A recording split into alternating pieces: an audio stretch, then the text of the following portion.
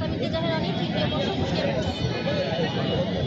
আমরা আপনার কাছে জানতে চাচ্ছিলাম যে এই অনির্দিষ্টকালের জন্য যে আপনারা 4 দফা দাবিতে যে ধর্মঘট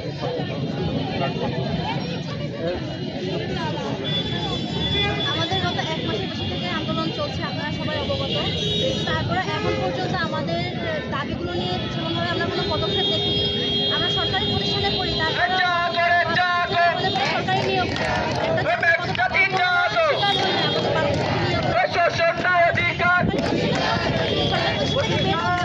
আমাদের কোনো সরকারি নিয়োগ নেই। এই বিরুদ্ধে আমরা চাচ্ছি যে যাতে প্রশাসন আমাদের দিকে তাকায়, আমাদের জন্য যে পদক্ষেপ নেওয়া দরকার, আমাদের দাবিগুলো আছে, যৌক্তিক দাবিগুলো যাতে আমাদের প্রশাসন মেনে নেয়। আপনার বিষয়ে আমরা 4 দফা দাবি নিয়ে রাজপথে নামছি। 4 দফা দাবি আদায় হবে, তারপর আমরা ঘরে ফিরবো, অন্যথায় ঘরে ফিরবো না। এবং আমাদের প্রতিষ্ঠান অনির্দিষ্টকালের জন্য তালাবদ্ধ আছে, এবং যতদিন না পর্যন্ত আমাদের দাবি আদায় হচ্ছে আমাদের প্রতিষ্ঠান তালাবদ্ধ আছে। পরবর্তী আপনাদের কি আন্দোলনের